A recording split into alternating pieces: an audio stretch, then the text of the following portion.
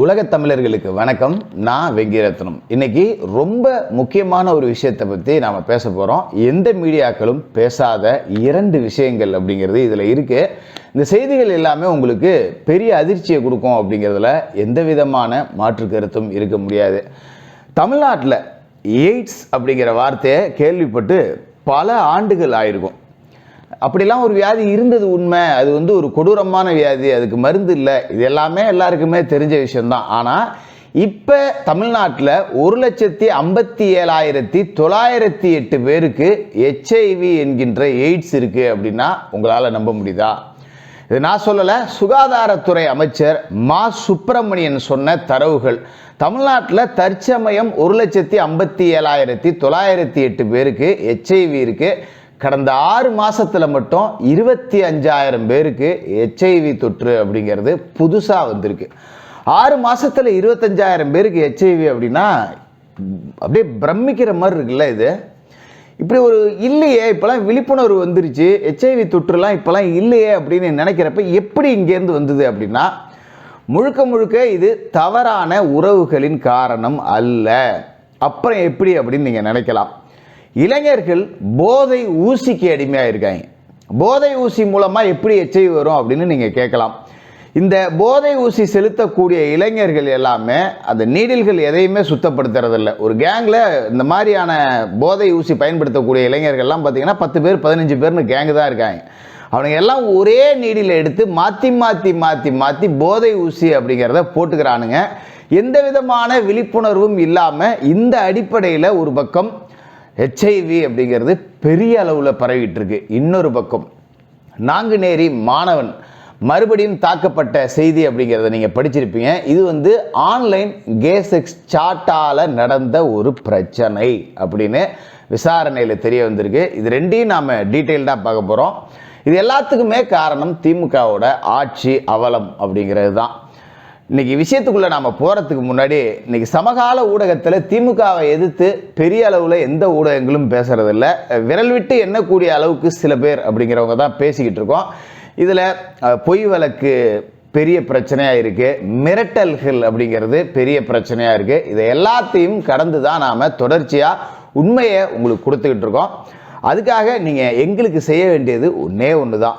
முடிஞ்ச வரைக்கும் நம்மளோட சேனலை சப்ஸ்கிரைப் பண்ணிட்டு பாருங்கள். நம்மளோட வீடியோக்களை முடிஞ்ச வரைக்கும் உங்களுடைய நண்பர்கள் உறவினர்களுக்கு ஷேர் பண்ணுங்கள்.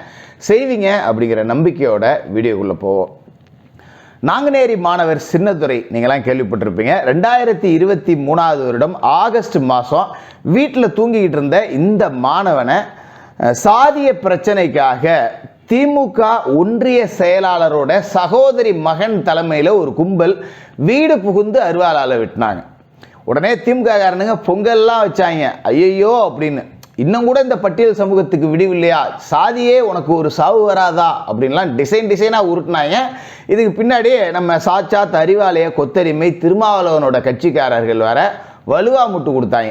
நடக்கிறது உங்கள் கூட்டணி ஆட்சி தான், அதை கேட்கறதுக்கு துப்பு இல்லாமல் உடனே இது சாதி பிரச்சனை அப்படின்னு பெருசாக கொண்டு போனாங்க. செஞ்சவன் திமுக காரன் அப்படின்னு யாருமே சொல்லலை. ஏன்னா இங்கே குத்துறது திமுக காரனாக இருந்தால் செத்தா கூட சொல்லக்கூடாது அப்படிங்கிறதான் கூட்டணி கொத்தடிமைகளுக்கு கொடுக்கப்பட்டுள்ள அஜெண்டா. அந்த வகையில் திருமாவளவன் ஒரு தோழமை கூட பெருசாக சுட்டலை. இல்லைன்னா இதுக்கு ஆர்ப்பாட்டம், போராட்டம், பஸ் மறியல், இறந்த வெட்டுப்பட்டவனுக்கு அரசு வேலை அப்படின்னு டிசைனாக கூவியிருப்பார் திருமாவளவன். ஆனால் இல்லை. சரி, இந்த பிரச்சனை வழக்கு போடப்பட்டுச்சு. பெரிய அளவில் வழக்கு அப்படிங்கிறது பாய்ச்சப்படலை. எல்லாரும் ஜாமீனில் வெளியே வந்துட்டாங்க, முடிஞ்சிருச்சு. இப்போ மறுபடியும் இவங்க என்ன பிரச்சனையை கிளப்புறாங்க அப்படின்னா, இந்தே சின்னதுரை அப்படிங்கிற மாணவன் நேற்று திருநெல்வேலி மாவட்டம் கொக்கிரக்குளம் அப்படிங்கிற பகுதியில் 4-5 மாணவர்களால் தாக்கப்பட்டார். இது மறுபடியும் சாதிய பிரச்சனை அப்படிங்கிற மாதிரி உருவாக்குறதுக்கு சமூக வலைதளங்களில் முயற்சி அப்படிங்கிறது நடந்தது.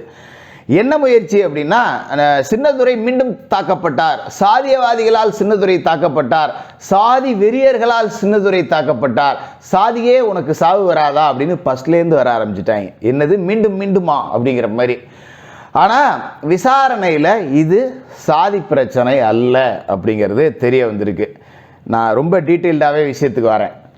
எல்ஜிபிடிக்கு நீங்கள் கேள்விப்பட்டிருப்பீங்க இல்லையா, ஆணுக்கு ஆண் பெண்ணுக்கு பெண், என் உடல் என் உரிமை அப்படின்னு புரட்சியெல்லாம் பேசுவாங்கல்ல. பெரும்பகுதி இந்த மாதிரி செக்ஸ் சம்பந்தமான புரட்சி பேசுகிறவங்க எல்லாமே பெரியாரிஸ்டுகளாக தான் இருப்பாங்க. அந்த கருமத்தை மட்டும்தான் அவங்க புரட்சின்னு நினச்சிக்கிட்டு இருக்காங்க. இவங்களுடைய புரட்சி அப்படிங்கிறது கட்டில தாண்டி வெளியவே வராது. என் உடம்பு நான் யார்கிட்ட வேணாலும் காட்டுவேன், என் உடம்பு நான் எங்கே வேணாலும் போவேன், அது என் உடல் என் உரிமை அப்படின்னு இவங்க கிளம்பிட்டாங்க. இவங்களோட புரட்சி நீங்கள் பெரும்பகுதி பார்க்கலாம். பெண்ணிய ஆர்வலர்கள், பெரியாரிய புரட்சியாளர்கள், இவங்களுடைய புரட்சி பெண்ணியம் எல்லாமே பெட்ரூமை தாண்டி வெளியிலேயே வராது. இவ்வளோதான். வெளியில் வந்தால் நிர்வாணமாக தான் வரும்.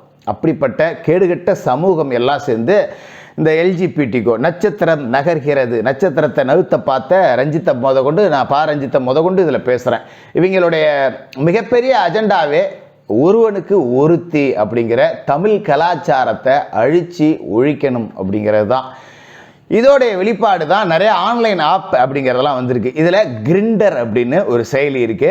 இந்த கிரிண்டர் ஆப் செயலி மூலமா யாரோ ஒருத்தரை தொடர்பு கொண்டு அந்த சம்பந்தப்பட்ட இடத்துக்கு, இந்த ஆப் அப்படிங்கிறது என்ன அப்படிங்கிறத முதல்ல நான் சொல்லிடுறேன். எல்ஜிபிடிக்யூ அப்படின்னு நீங்கள் கேள்விப்பட்டிருப்பீங்க. இந்த ஊர்வலத்துக்கு உதயநிதி ஸ்டாலின் அவர்களோட மனைவி கிருத்திகாலாம் ஆதரவு தெரிவிச்சிருந்தாங்க. இவங்க அந்த ஊர்வலத்தை தொடர்ந்து கூட வச்சாங்க. இந்த எல்ஜிபிடிக்யூ அப்படிங்கிறது லெஸ்பியன், கே, பைசெக்சுவல், டிரான்ஸ்ஜெண்டர். இந்த கேவலத்தை நம்மளால் பொதுவெளியில் சொல்கிறதுக்கே அசிங்கமாக இருக்குது. தமிழ் கலாச்சாரத்தை எப்படியெல்லாம் எடுத்து குட்டி சுவராக்கணுமோ அத்தனையுமே இந்த பெரியாரிய கோஷ்டிகள் மற்றும் திமுகவினர் கூச்சமே இல்லாமல் செய்வாங்க அப்படிங்கிறதுக்கு இது எல்லாமே உதாரணம். இந்த ஆப் அப்படிங்கிறது, இந்த கிரிண்டர் ஆப் மூலமா நிறைய கே செக்ஸ் அப்படிங்கிறது தொடர்ந்து நடந்துகிட்டு இருக்கு. கே செக்ஸுக்கு அழைச்சி அவர்களை அடித்து அவர்கள்ட்ட செயினை பறிக்கிறது, இருக்கக்கூடிய பணம் உடைமைகள் எல்லாத்தையும் பறிக்கக்கூடிய சமூக விரோத செயல்கள் அப்படிங்கிறதும் நடந்துகிட்டு இருக்கு. இதை நான் சொல்லலை, திருநெல்வேலி மாவட்ட காவல்துறையே சொல்லியிருக்கு. அது மட்டும் இல்லாமல் திருச்சி டிஐஜியா இருக்கக்கூடிய திரு வருண் ஐபிஎஸ் அவர்களும் சொல்லியிருந்தாரு. பல ஆன்லைன் ஆப்புகள் மூலமா இது மாதிரி சட்டவிரோத கும்பல் அப்படிங்கிறது ஊடுருவிட்டு இருக்கு அப்படிங்கிறதையும் சொல்லியிருந்தாரு. அப்படி ஒரு கிரிண்டர் செயலி மூலமா அந்த கொக்கிரக்குளம் பகுதிக்கு இந்த மாணவன் சின்னதுரையை வர வச்சிருக்காங்க. இந்த கே செக்ஸுக்கு ஆசைப்பட்டு தான் இவன் அங்கே போனான், இவன் அந்த மாதிரியான ஒரு ஆள் அப்படிங்கிற மாதிரி செய்திகள் அப்படிங்கிறது வந்துகிட்டு இருக்கு. இந்த டிரான்ஸ்ஜெண்டர் இவங்களை தொடர்பு கொண்டாங்க, இவன் அங்கே போய் அதனால தான் தாக்கப்பட்டான் அப்படிங்கிற மாதிரியான செய்திகளும் ஓடிக்கிட்டு இருக்கு. ஆனால் இது எல்லாமே சாதிய பிரச்சனையா மடைமாற்றக்கூடிய வேலைகள் அப்படிங்கிறதும் நடக்குது.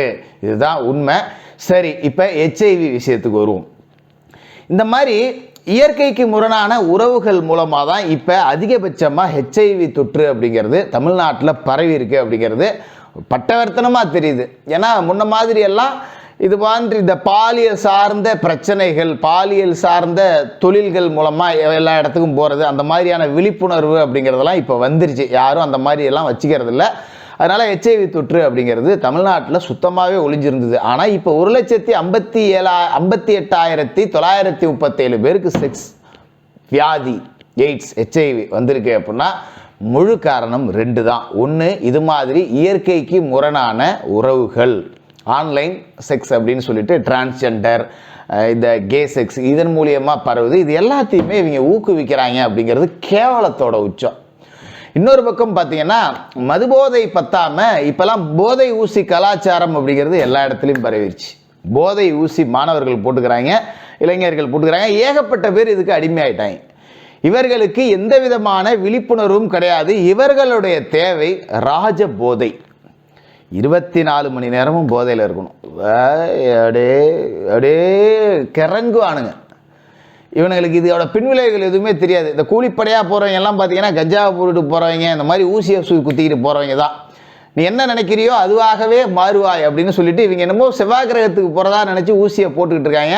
இந்த பயன்படுத்தக்கூடிய நீடில் பார்த்தீங்கன்னா ஒரு கேங்கில் ஒரு 20 பேர் 25 பேர் இருக்கானுங்க அப்படின்னா இவங்க எல்லாமே ஒரு டீம் மொத்தமாக சேர்ந்து ஊசியை போட்டுட்டு எங்கனாவது மலாந்துருவானுங்க.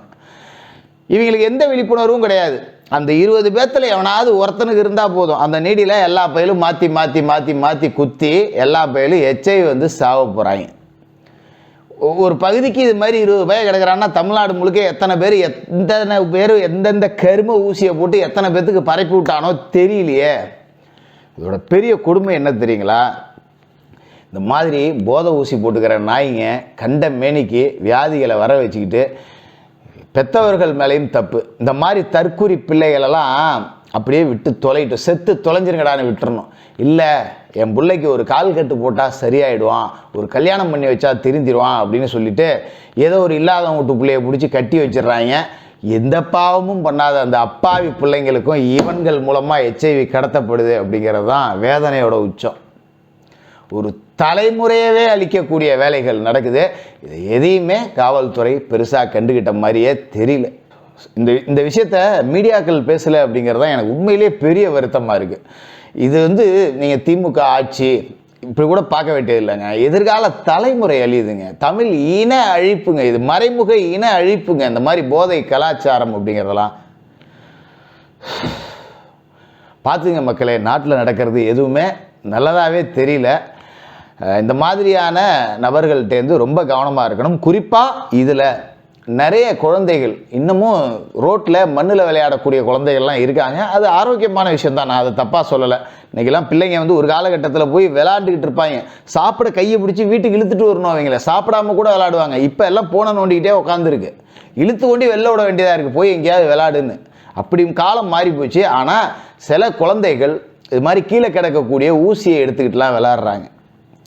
அதெல்லாம் எவ்வளோ பெரிய ஆபத்தில் முடியும் அப்படிங்கிறத மக்களாகிய நீங்களே முடிவு பண்ணீங்க. தொடர்ந்து பேசுவோம்.